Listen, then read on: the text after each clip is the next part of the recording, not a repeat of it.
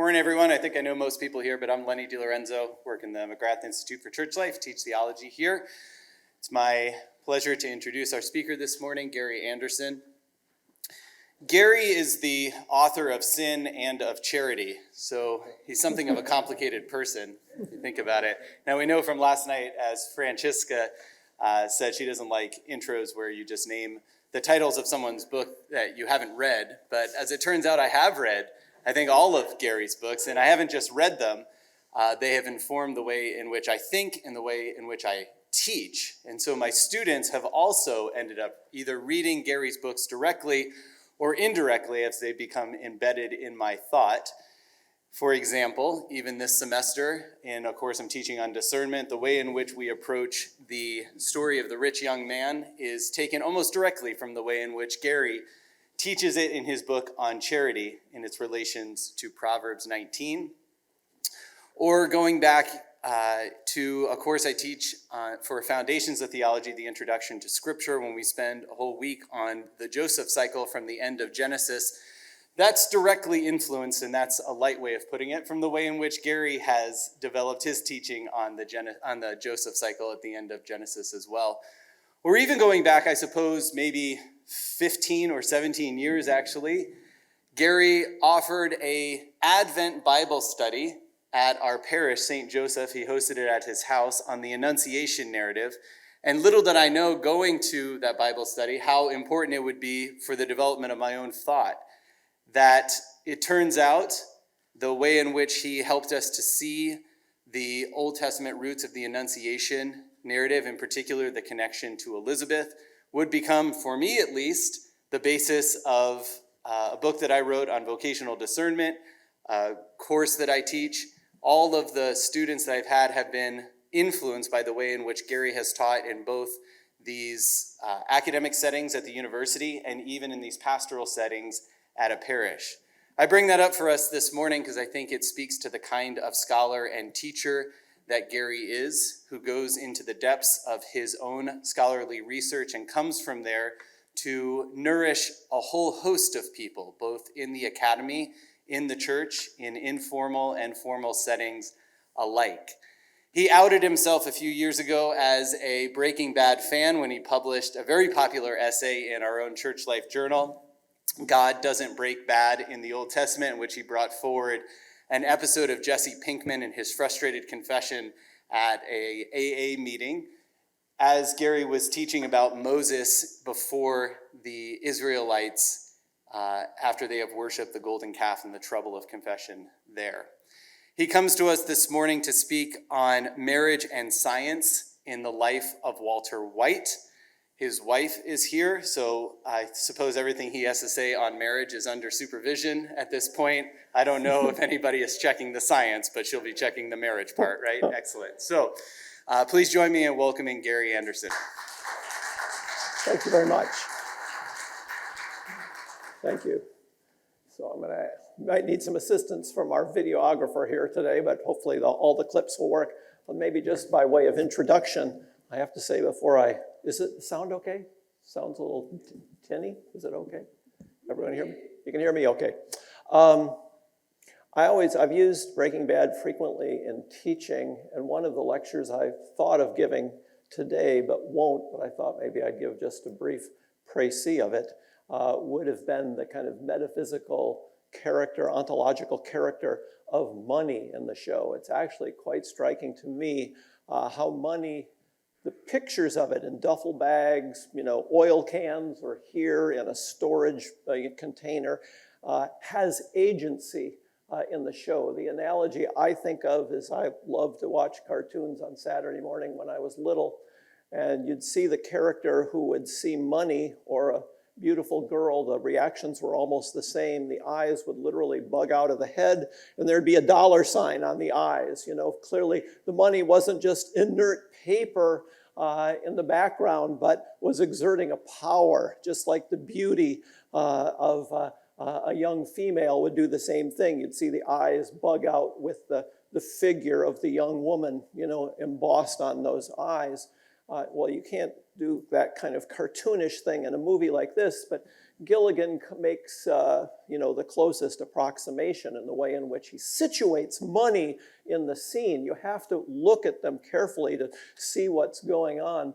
One of my favorite examples I often use in class, I know Maria saw it this spring, is when Walt is trying to kick, as it were, his addiction to the drug trade after the terrible tragedy in which a plane comes down for which he's indirectly responsible.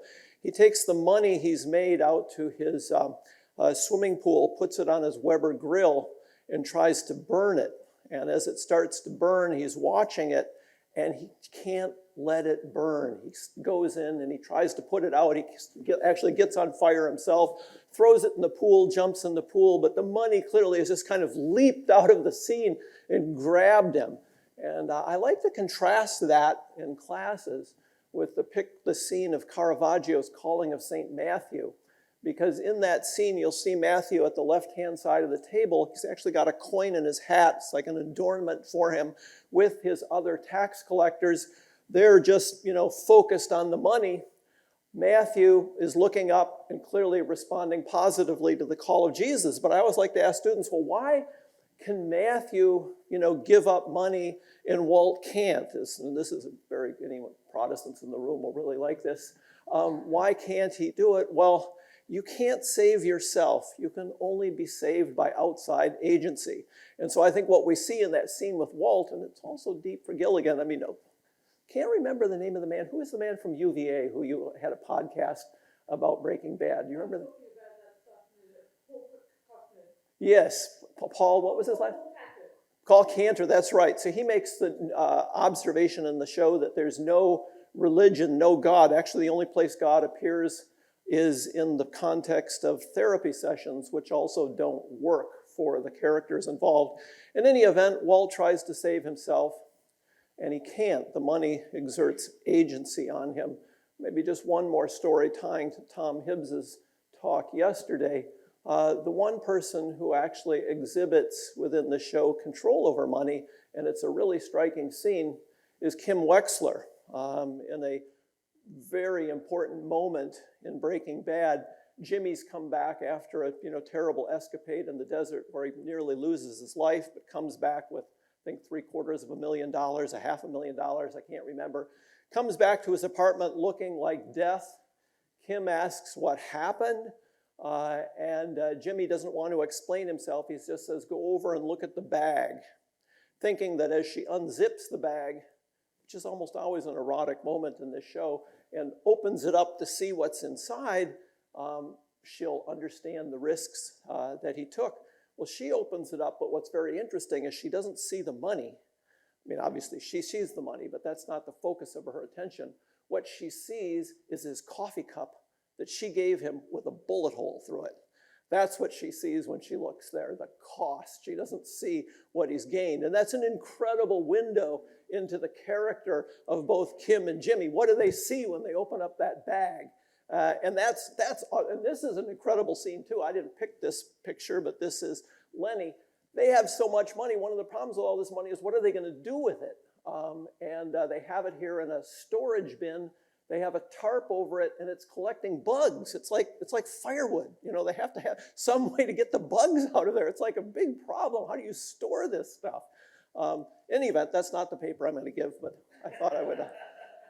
Probably already given the paper, but I'm disappointed I couldn't give that paper, so I gave you the précis. All right. I'm going to structure my talk this morning around a set of clips that speak to the question of what Walt most deeply loves, how the subject of that love evolves over the course of the series, and how a number of scenes at the beginning of the series can be read quite differently on the basis of what we learn at the end. That's the one joy of this series, is it really rewards the second time viewing. You see so much more when you see what Gilligan is pointing towards at the beginning that, of course, you're dumb to. One question I've asked myself as I've watched it through the second and even third time, were these new meanings intended when the series began, or are they best interpreted as undertones that only rose to the surface as the script writers went deeper and deeper into the subject matter as the series evolved? The first two clips concern the problems that Walt and Jesse run into after their initial cooks, that is, their making of methamphetamine. In the earliest stages of their venture into the drug business, they find themselves guilty of taking the lives of two men and then face the problem of disposing of the bodies. In a scene that's truly worthy of a Coen Brothers movie, Jesse puts one of the bodies in the second floor bathtub, then fills that tub with hydrofluoric acid, which promptly eats through both the body and the tub. The result, the decomposed body falls down into the hallway below, creating an indescribable mess that Walt and Jesse then must clean up. Gilligan uses this scene as the occasion to intersperse some distant memories of Walt during his graduate school days when he was courting a young woman by the name of Gretchen.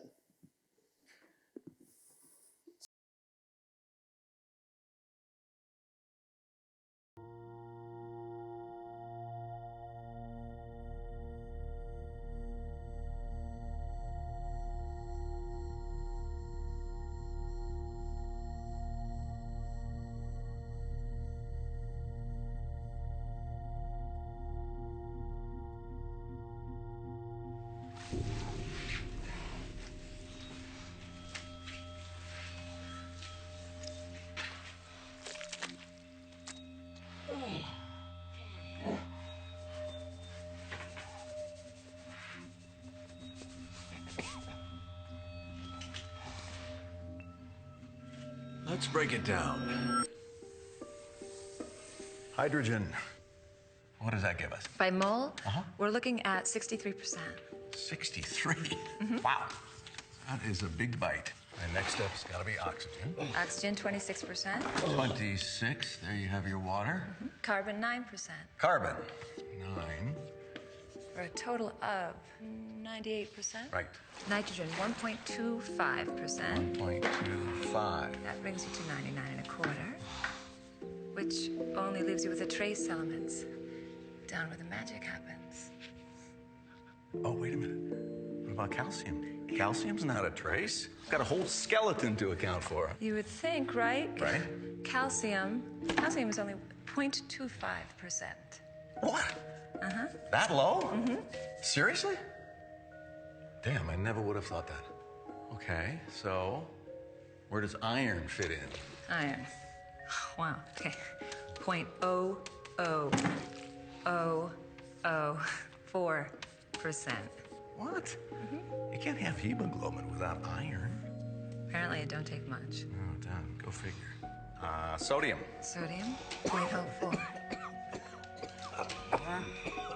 Phosphorus, 0.19. 0.19. There we go. So, the whole thing adds up to 99.888042%. We are 0.111958% shy. Supposedly that's everything. Yeah? I don't know. It just seems like something's missing, doesn't it?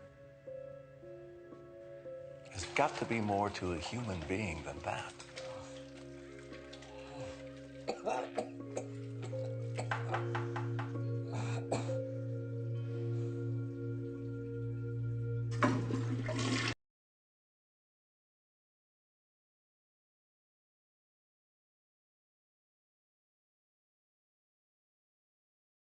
There we go. Okay, the first thing to say about this sequence is that it picks up a theme dear to Gilligan's heart. Can one make a case for living a moral life without God? Something that Tom Hibbs raised yesterday. Or to paraphrase Dostoevsky, if God doesn't exist, is everything permitted? The juxtaposing of these two scenes produces a not too subtle criticism of a strictly materialistic view of the universe. If a human person is just an assemblage of chemicals, then why would one experience such a deep level of horror and visceral disgust at picking up the dead remains. It all boils down to chemistry, after all. As you watch the scene unfold, you can't help but nod in agreement with Walt's last words. There's got to be more to a human being than that. This is also a theme I could have followed up with another sequence, which I won't, called The Fly, which is in season 3, which is the key season for the whole series, where Walt finally makes his choice to remain within the drug trade. But there he's commenting on the relationship of what we might want to say chance and providence, where he meets this man in the bar who is going to be the air traffic controller who will be responsible for the plane coming down. And Walt realizes this was a graced moment in which he could have changed everything. But he can't imagine this as a graced moment because, again, everything is material. Everything just happens by accident. So he refuses to accept the possibility that was put in his lap. It's a theme that Gilligan returns to several times in the show, but this is an excellent one. There's got to be more to a human being than that. Clearly echoes at several levels. But Gilligan's use of that memory of Walt is not finished. At the end of the episode, it returns. And the setting for this new deployment is Walt's confusion at the end of this episode as to what he ought to do. In an earlier episode, after everything went haywire and they were forced to murder 2 men, Walt told Jesse quite emphatically that this was the last time that they would ever cook. Once the bodies were disposed of, they would break off their partnership and never see one another again. Yet there's clearly a hesitancy to Walt's resolve, and over the next couple of episodes, we'll see him come to revisit that decision. Of course, season 3 is an extended deep dive into Walt's decision-making on that score. The clip we're about to watch is the first step in Walt's reconsideration. The clip will open with Walt parked over an overpass. Cars below are whizzing in 2 directions. Clearly a visual metaphor, I would like to suggest, for the options that Walt faces. Cars going one way, cars going another way. And while Walt ponders these 2 options, the tutorial in human chemistry begins anew.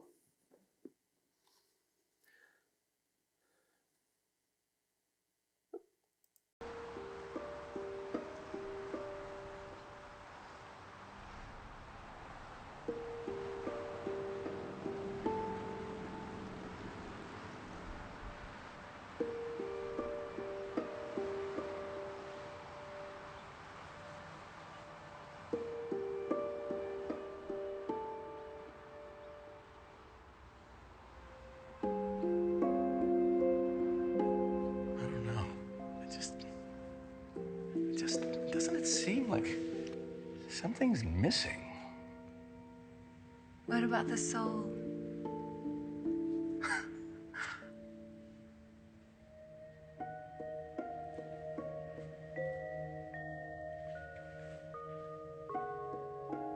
The soul.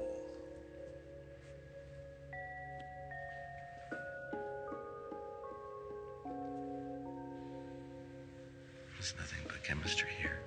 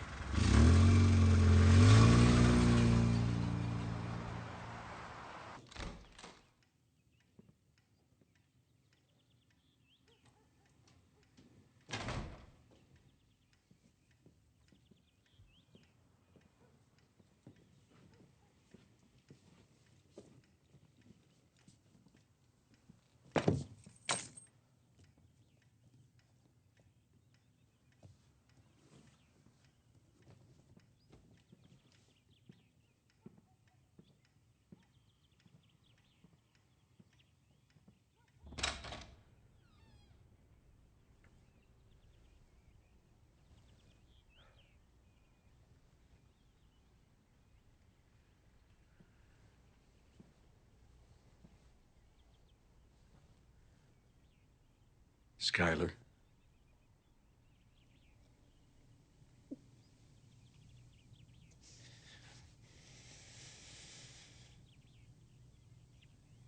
There's something I have to tell you.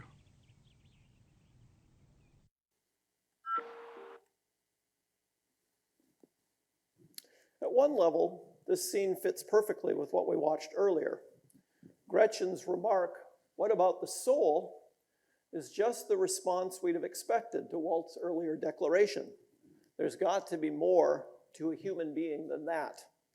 And at a literal level, if we're just looking at the words spoken here, Walt's response is also of a piece with that earlier scene. There's nothing but chemistry here. Yet when Walt draws his face directly opposite hers to speak those words, their meaning, of course, changes completely. Suddenly we've left the realm of science and entered the world of romance, hence my title. And the next scene shows us the true import of this memory. Walt returns home, heads to the bedroom, always important where scenes take place in this series, as how people are dressed. Gilligan was fanatical about what people wore. Hank Schrader mentioned one scene, he was supposed to wear a gray t-shirt. I think he had to change it 5 or 6 times before he had the shade that Gilligan wanted. Where things happen is very important. We'll see that in a moment. He heads to the bedroom where his wife Skylar is crying on the bed and announces that they must talk. He plans, as we see in this next couple of episodes, he plans on revealing the truth about his cancer and carrying on with Skylar as best they can from there. At least for now, Walt has decided that the chemistry of their marriage is more important than the chemistry of the methamphetamine drug trade. Of course, we know that Walt's return to a life of virtue is short-lived. In a couple of episodes, when he learns the cost of what his cancer treatments will entail, he'll return to the business of being a true chemist. And by the time we get to the crucial 3rd season, the emotional toll on Walt's marriage will have reached its breaking point. Skylar in that season files for divorce. Walt then, in despair over the looming loss of his family, decides to make one last desperate appeal for Skylar's heart.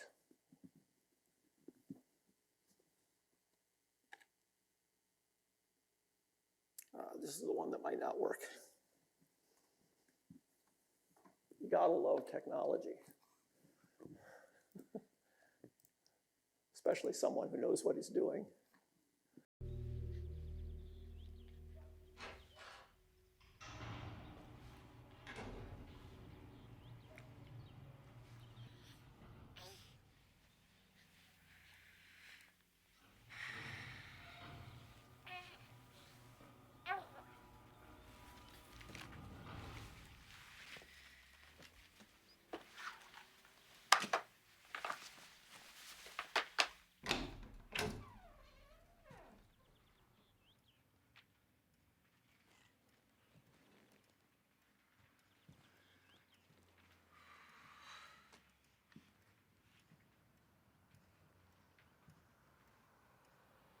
Skylar, can we talk?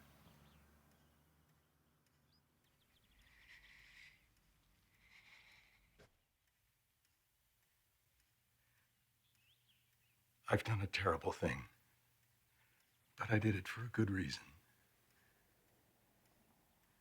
I did it for us.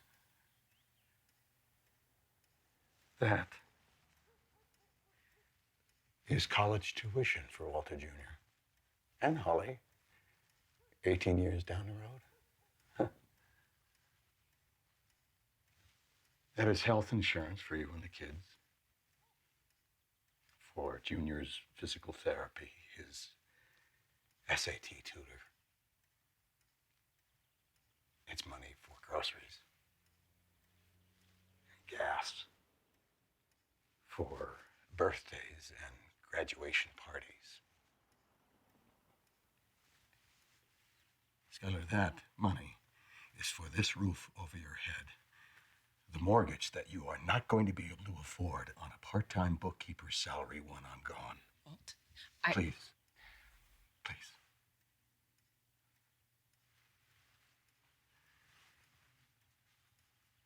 this money. I didn't steal it.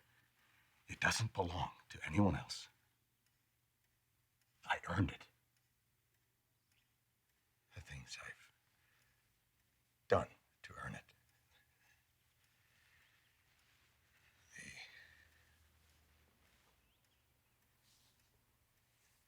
The things I've had to do. I've got to live with them.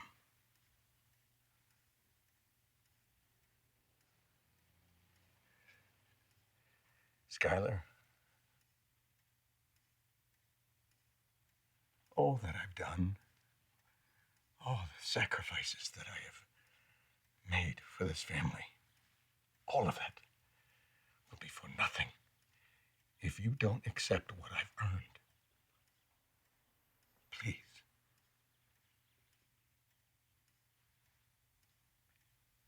I'll be here when you get home from work. You can give me your answer then.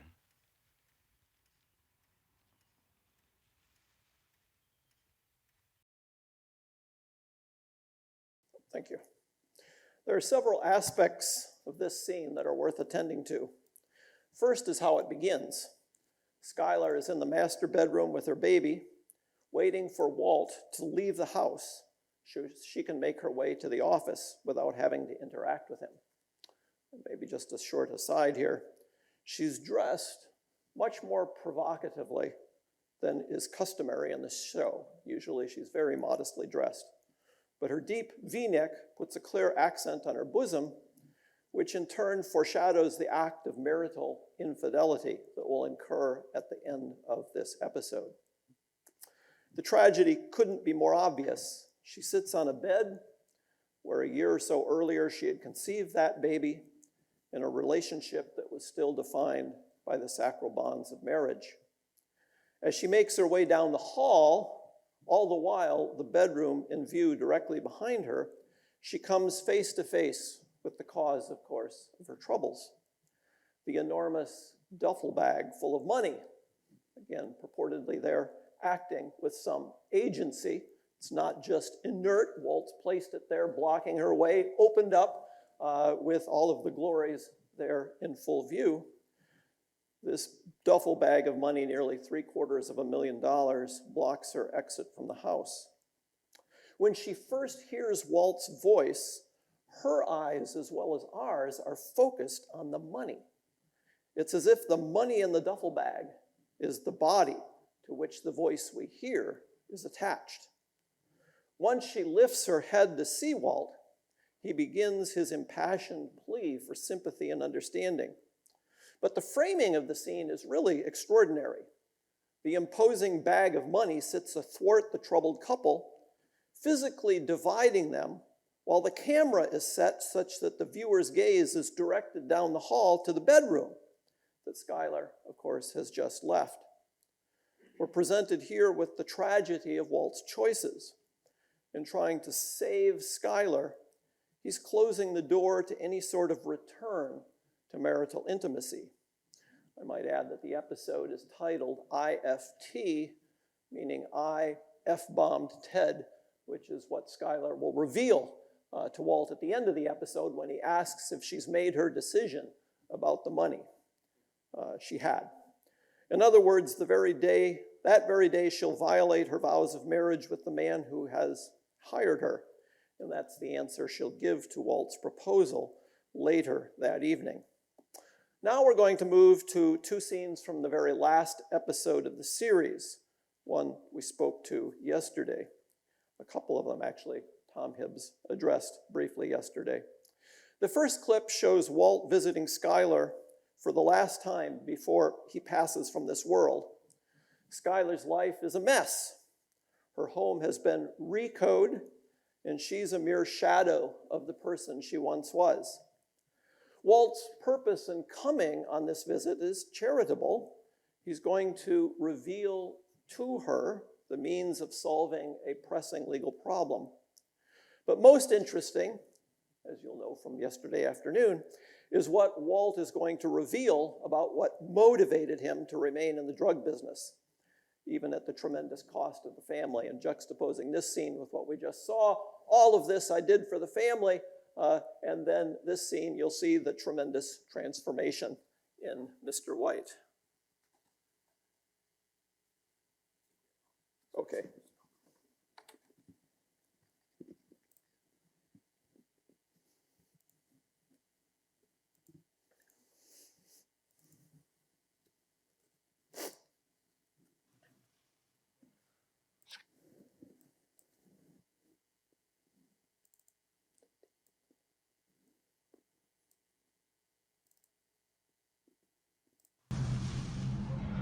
Skylar. All the things that I did. You need to understand. I have to hear one more time that you did this for the family. I did it for me.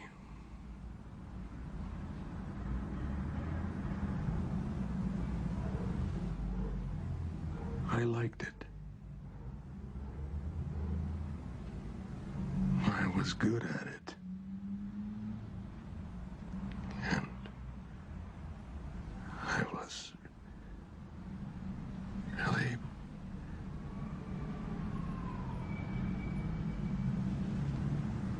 I was alive.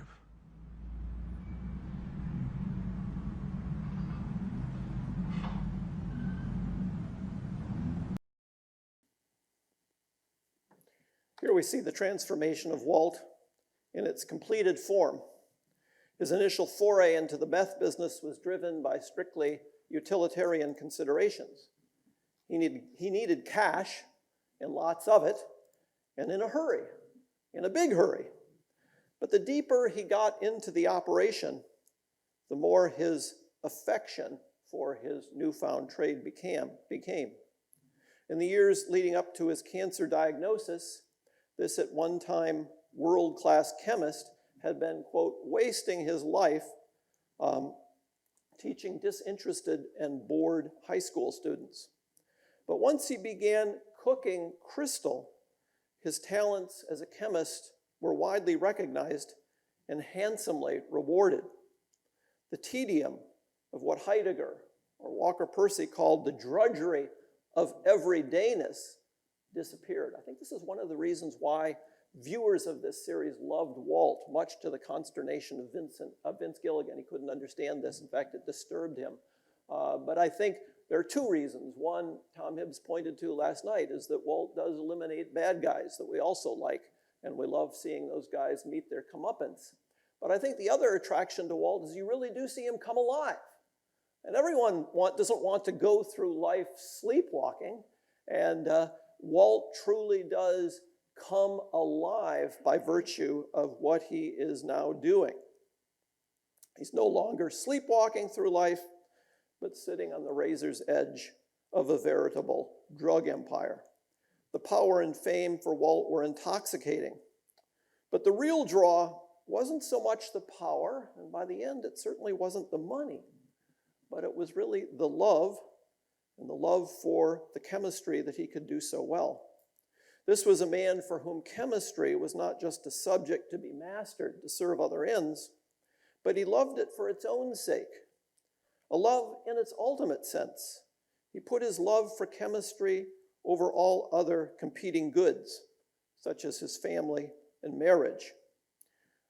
And let me just add here with respect to the framing of this scene, it's also incredible the way it begins.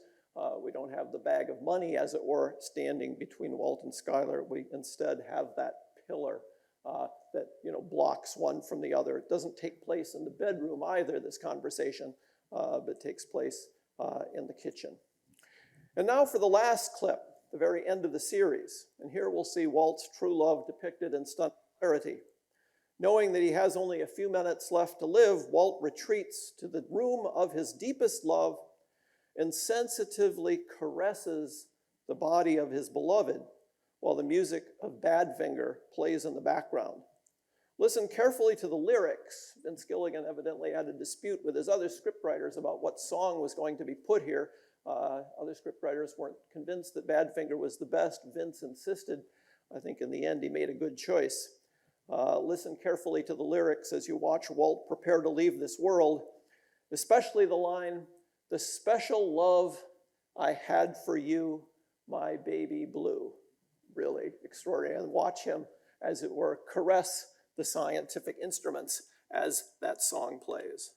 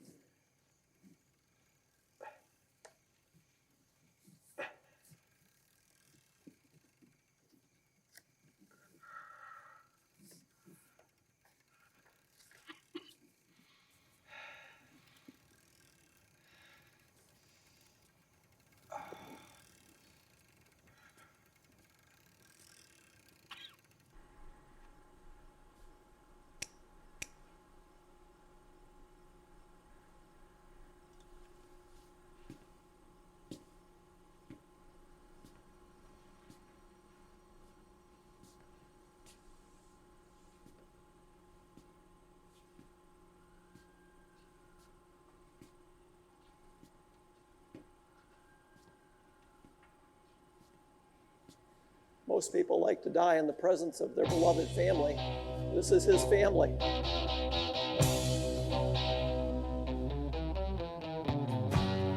Guess I got what I deserve. Kept you waiting there too long, my love.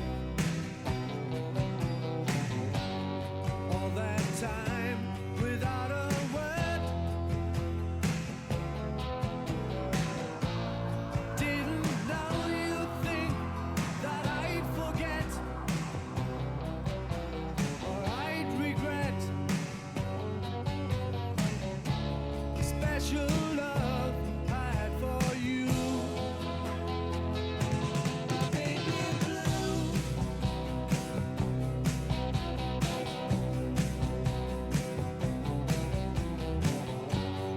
All the days became so long.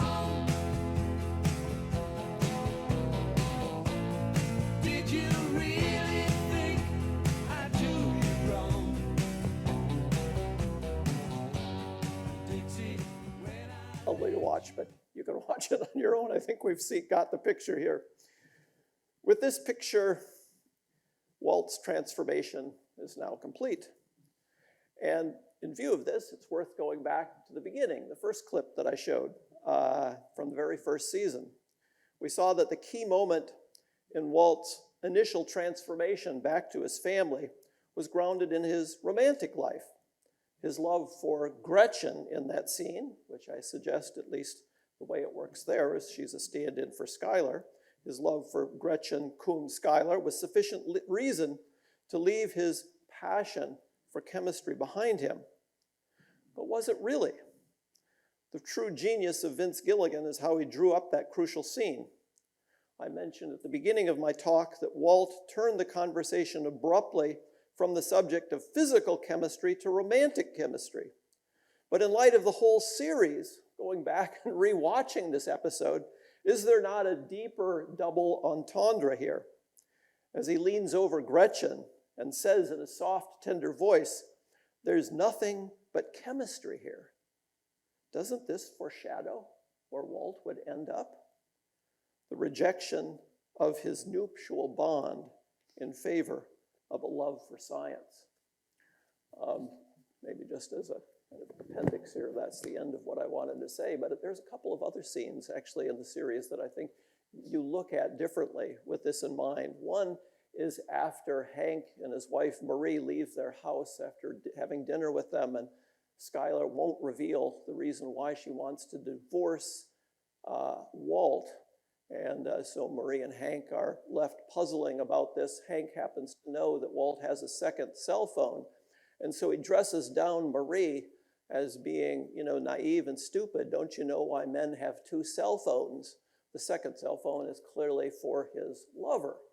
Marie says, well, I think there has to be something more here. But actually, both of them, I think, are right. The second cell phone was his lover. It was his chemistry business. And there was something more there. It wasn't the conventional, of course, female competitor, but Walt's, extraordinary love for chemistry. Let's go into also read one section from Benedict's essay on original sin, which I think also is nicely illustrated by what we saw in this sequence. This is from his homilies on the book of Genesis. And here he's talking about, the dangers both of modern art and modern science, of being practiced when they're practiced without any sense of limitation. He says here in this section, the doubt about covenant and the accompanying invitation to human beings to free themselves from their limitations has appeared in various forms throughout history and also shapes the biblical scene. I mention here two variations, the aesthetic and the technical. I'll skip the aesthetic part.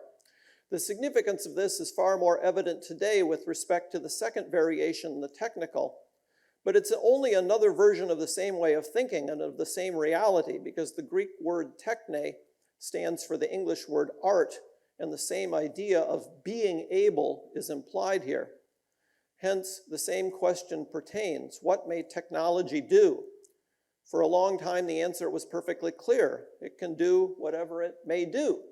That's clearly Walt. Chemistry is fantastic. It doesn't matter what end it's pointed to. It's the chemistry, the beauty of the chemistry. This is deeply important for him in season 3 as he contemplates going back. He's appalled at the percentage of impurity in the methamphetamine that Jesse makes. Great line. Jesse says, "Why do you care about this? This is just a poison we're making." But the end, the purpose, the telos means nothing to Walt. It's simply the beauty of the chemistry. The only error, continuing with Benedict, it knows is that of incompetence. Robert Oppenheimer relates that when the atomic bomb became a possibility, nuclear physicists were fascinated by the technically sweet. Walker Percy also talks about this, how they loved the science of what they were doing and had no forethought about what it was actually going to be employed to do. They loved the science, the technically possible, the desire to do, and the actual doing of what is possible to do was like a magnet to which they were involuntarily attached. So I would suggest for Walt, I'll stop. Those are my two appendices, but thank you for listening this morning.